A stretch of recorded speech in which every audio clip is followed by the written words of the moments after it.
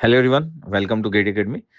तो मैं थोड़ा सा अपना एक्सपीरियंस शेयर कर रहा था। 2004 में जब मैं बी के लास्ट ईयर में था, तो जब लास्ट का 1 वीक बचा था तो कैसी चीज़ें हम कर रहे थे। अलग बात है, वो टाइम बहुत अलग था। मतलब 21 ईयर्स हो गए लगभग। तो जब आप इंजीनियरिंग करते रहते हो और आपका जब गेट का पेपर रहता है तो आपका बी का मतलब आपको आपके सेमेस्टर का पेपर भी देना रहता है। सेमेस्टर का पेपर देने के बाद टाइम बड़ा कम बचा था। अब टाइम जब कम बचा था तो कई बार ऐसा होता है कि यार नहीं हो पाएगा, कहाँ आप दे पाओगे एग्जाम, छोड़ो ना। लेकिन अब ये बात तो हो गई कि आप इसको इजी वे में ले रहे हो कि चलो छोड़ो, अभी उतना प्रिपरेशन नहीं हुआ। तो जब आप बी के लास्ट ईयर में रहते हो, जब आप सेमेस्टर का पेपर भी देते हो, तो उतनी प्रिपरेशन कभी हो नहीं सकती, बिकॉज आपको कॉलेज का भी एग्जाम देना है। तो उतनी प्रिपरेशन नहीं होती कि आप एकदम वो हो सको कि एकदम कॉन्फिडेंस में पेपर जाके दो। थोड़ी बहुत आप कहीं ना कहीं कुछ ना कुछ छूट जाता है, कोई सब्जेक्ट आपका वीक रह जाता है, इन सब चीजों के साथ ही पेपर देना होता है। तो मेरे को याद है कि जब लास्ट क्लास में जो पेपर दे रहे थे, तो वो मतलब जो 1 वीक बचा होगा उसमें रिवीजन, पेन पेपर से बैठ के रिवीजन कर रहे, देख रहे कौन कौन सा सब्जेक्ट अपना वीक पोर्शन है, कौन सी चीजें जल्दी से क्लिक नहीं होती है, कौन सा पोर्शन क्लिक नहीं होता है। अब तो ये समय आ जाता है जहाँ पे एक ही दिन में 3-4 सब्जेक्ट के बारे में सोचना होता है। मतलब थोड़ी अब आज के दिन हम एक सब्जेक्ट के बारे में सोचेंगे, पेपर ही है 5 दिन बाद, 6 दिन बाद। तो इस समय क्या होता है कि 4 सब्जेक्ट, 5 सब्जेक्ट के बारे में सोचना होता है। फटा जो कॉपी, जो नोट्स बने रहते हैं उसको बार बार देखना होता है कि कौन सी चीजें मैं भूलता हूँ करके। और कुछ चीजें तो ऊपर वाले के भरोसे छोड़ना पड़ता है, बिकॉज हम नहीं जानते कि पेपर कैसा आने वाला है, पेपर टफ आने वाला है, या हम जो पढ़े हैं वो आएगा कि नहीं आएगा। बाकी देखो, कंसेप्ट वही रहते हैं, तो आप अगर अच्छे से स्टडी किए तो आएगा वही। हो सकता है आपसे ना बन पाए, पढ़ने के बाद भी ना बन पाए, क्योंकि क्वेश्चन टफ पूछ लिया, आप अच्छे से अंडरस्टैंड नहीं कर पाए, क्वेश्चन क्लिक ही नहीं किया, वो जो पूछना चाह रहे थे और आप जो समझ पा रहे थे, दोनों में डिफरेंस था। ये सब तो होते रहेगा और ऐसा हमेशा से होते हुए आ रहा है। तो उस समय भी हम 2004 की बात है, उस समय भी बहुत सारे क्वेश्चन को हम, बहुत सारे ऐसे क्वेश्चन थे जिसको हम मिस्टेक किए थे। मतलब जो हम पढ़े थे लगभग वही आया था पेपर, 80-90% लगभग वही आया था, लेकिन उसके बाद भी मिस्टेक किए थे। तो मेरे को आज भी याद है कि छोटी छोटी बातें मिस्टेक हो जाती है। तो प्रॉब्लम ये नहीं होता कि कोई क्वेश्चन क्लिक नहीं किया, वो चल जाता है। सिर्फ हम जो हमको जो फील होता है बाद में, आज भी इतने सालों के बाद भी, कि उस दिन क्या क्या मिस्टेक हुई थी। तो वो मिस्टेक को कितना मिनिमम कर सके, उसके लिए बहुत ही इंपॉर्टेंट हो कि अपने आप को कूल एंड काम रखना, कॉन्फिडेंस में रखना अपने आप को। जब हम हड़बड़ाते हैं तो मिस्टेक के चांसेस बढ़ जाते हैं। तो मेरे को याद है कि लास्ट 1 वीक में हम रिवीजन ही किए होंगे, और मेरे को तो लगता है कि कुछ टॉपिक भी मैं पढ़ा था, क्योंकि कुछ सब्जेक्ट जो थे वो वीक थे। कुछ टॉपिक को थोड़ा सा देखना पड़ रहा था, एक एक, एक 2-2 घंटे ऐसे दिन में देख रहे थे कुछ टॉपिक को, जहाँ पे उतना आइडिया नहीं था। लेकिन 2004 की बात थी, तो उस समय चलता था कि किसी टॉपिक को देख लिया जाए। लेकिन आज की डेट में तो मैं नॉर्मली सपोर्ट नहीं करूंगा इस बात को कि कोई टॉपिक आपका बचा है तो आज पढ़ा जाए, क्योंकि ऑलरेडी अब तो जमाना बहुत चेंज हो चुका है। क्वेश्चन के जो कंसेप्ट है वो भी बढ़ चुके हैं, लोग डेप्थ में भी पूछना पसंद करते हैं, मतलब आईआईटी के प्रोफेसर, कंपटीशन बढ़ चुका है। तो बहुत सारी बातें हैं। तो आज की डेट में नया चीज पढ़ना तो बिल्कुल भी, मतलब मेरे अकॉर्डिंग तो सही नहीं है। जो आप पढ़े उसको बार बार देखो, उसको आपको पता है कि आपको कौन सी चीजें क्लिक करती, कौन सी बातें आपको क्लिक करती, कौन सी चीजें आप डाउट में आते हो। तो हमेशा उनको मार्क करना चाहिए जहां जहां आपको डाउट आता है। अगर आप टेस्ट देते हो तो टेस्ट में आप जहां जहां पे मिस्टेक करते हो उसको देखना चाहिए। और मैं, मेरा हमेशा से मानना है कि अगर किसी का अच्छा खासा अगर सिलेबस कंप्लीट है, 90%, 95%, तो वो मॉक टेस्ट पेपर भी 2-3 दे सकता है। अभी लास्ट वीक में भी 3-4 मॉक टेस्ट पेपर दे सकता है, कोई इशू नहीं है। क्यों इशू होगा? और कुछ लोग की तो प्रिपरेशन पूरी 100% होती है, तो वो एक एक दिन में 2-2, 3-3 पेपर भी दे देते, 2-2 पेपर दे देते। पता चला कि अगले 3 दिन में 6 पेपर निपटा दिए मॉक टेस्ट पेपर के, तो कोई इशू नहीं, बिकॉज 100% पढ़ चुके हैं।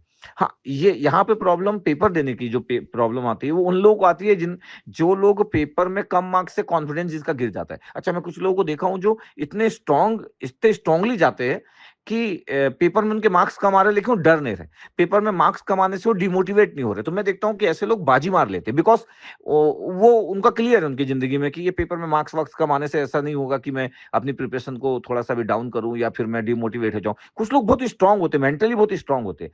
तो जो मेंटली बहुत स्ट्रांग होते हैं वो गेट में नॉर्मली अच्छा कर लेते हैं। इसका मतलब ये नहीं कि उनका टेक्निकल कंसेप्ट बहुत अच्छा है, क्योंकि गेट का पेपर सिर्फ टेक्निकल कंसेप्ट पे बेस्ड नहीं है, मेंटली स्ट्रांग कितने हैं उस पर भी बेस्ड होता है।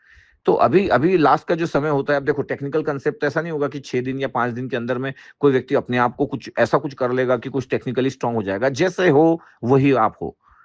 अभी मेरे को लगता है कि अभी क्या बचा है, अभी आप कुछ अपने में चेंज तो कर नहीं सकते। मैं बोलूं कि अभी पढ़ डालो रात भर 12 घंटे, 16 घंटे, तो अपने में चेंज करने का कुछ है नहीं।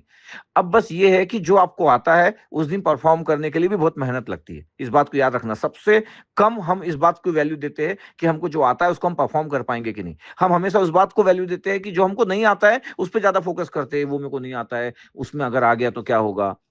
है। फिर मेरे को अगर एक टॉपिक ऐसा है, एक चैप्टर ऐसा है कि मेरे को नहीं बनता है, वहां से क्वेश्चन आ गया तो क्या होगा? क्या ही होगा, कुछ नहीं होगा। कौन सा आप AIR 1 ही आने वाले हो क्या? जो लोग भी मेरा ऑडियो क्लिप देख रहे होंगे, क्या वो सब AIR 1 के बारे में सोच रहे हैं? क्या नहीं सोच रहे? तो उस टॉपिक से एक क्वेश्चन आ गया, उस सब्जेक्ट से 3 क्वेश्चन आ गए जो आपको नहीं आता था, तो इट्स ओके। आपके पास इतना भरपूर टाइम रहेगा कि आप अपनी चीजों को अप्लाई कर सके।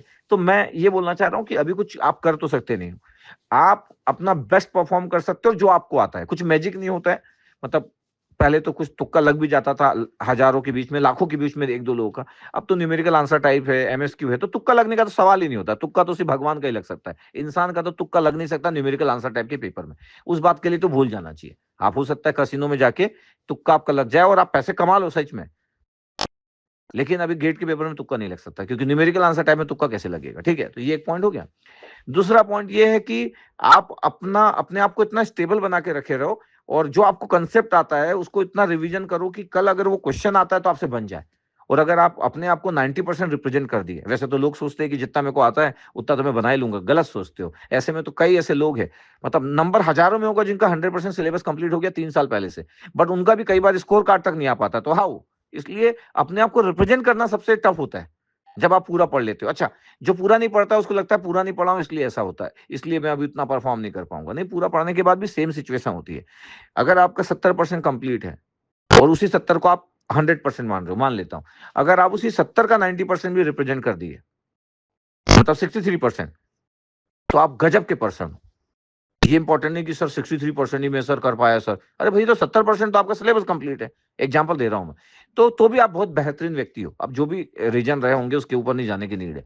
तो अभी ना, अभी रिवाइज करो। टेस्ट तभी दो जब आप वो मेंटली बहुत स्ट्रांग हो, नहीं तो टेस्ट मत दो। आप अगर मेंटली अगर परेशान जल्दी हो जाते हो, मत दो। अच्छा, जो लोग थोड़े मेंटली स्ट्रांग नहीं रहते वो भी स्कोर कर देते, हड़बड़ाने वाले भी जिंदगी में स्कोर कर देते। ऐसा नहीं कि वो लोग स्कोर नहीं कर पाते, कर देते, लेकिन उनको फिर अवॉइड करना चाहिए वो सब चीजें जो उनको रोकेगा।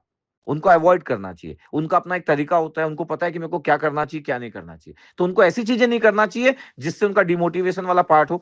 वैसे लोगों को पब्लिक से ज्यादा, ऐसे लोगों से बात नहीं करना चाहिए जो टॉपर हो। ऐसे लोगों से बात नहीं करना चाहिए जो नेगेटिव बातें करे। उन लोगों को ध्यान रखना चाहिए अपना खुद का, क्योंकि वो जल्दी परेशान हो जाते। तो उनको लोगों से नॉर्मली कट ऑफ में रहना चाहिए, क्योंकि 6 दिन अगर आप किसी का कॉल नहीं उठाओगे और आप लोगों से कट ऑफ में रहोगे तो क्या ही कोई कुछ कर लेगा आपका। तो उस तरीके से भी अपने आप को मैनेज करना होता है लास्ट लास्ट क्लास जब टाइम चलता है। तो एकदम फोकस करो, अपनी स्टडी करो, जो होगा देखा जाएगा। ठीक है, अपना बस बेस्ट परफॉर्म करो। और बेस्ट मतलब मैं हमेशा बोलता हूँ जो आपको आता है उसी उसका बेस्ट, जो आपको आता है उसका बेस्ट। कुछ मैजिक नहीं होता है इस दुनिया में कि कुछ मैजिक हो जाएगा पेपर में, कुछ ऐसा आ जाएगा कि आप ही पढ़े थे बस और वो किसी को नहीं पता था, ऐसा कुछ होता नहीं है। ठीक है, तो अपने चीजों पे एकदम लगे रहो। तो मेरी बेस्ट विशेष है, अपना एग्जाम दो अच्छे से। और मेरे को जस्ट आपसे शेयर करना था कि 2004 में भी बस हम ऐसे ही करते थे, प्रिपरेशन पूरी होती नहीं थी। उस समय भी ऐसा होता था कि अच्छा, मैं जैसा पर्सन था, मैं हड़बड़ाता था। मेरे को कोई नेगेटिव बोल दे तो मेरे माइंड में चला जाता था कि अपना क्या होगा जिंदगी में। कोई बोल दे कि इस बार अगर तेरा गेट में नहीं हुआ, तो मैं सोच में पड़ जाता था। तो मेरे को पता है कि मेरे टाइप के बहुत सारे लोग होते होंगे जिनको लोग परेशान कर सकते हैं, जिनको लोग डिमोटिवेट कर सकते हैं, जो हड़बड़ाते हैं, जिनके टेस्ट में मार्क्स नहीं आने से परेशान हो सकते हैं, जिनका सिलेबस भी पूरा कंप्लीट नहीं हुआ होगा, जिनका कॉन्फिडेंस लेवल भी टेक्निकली इतना स्ट्रांग नहीं होगा, जो मेंटली भी इतने स्ट्रांग नहीं होंगे।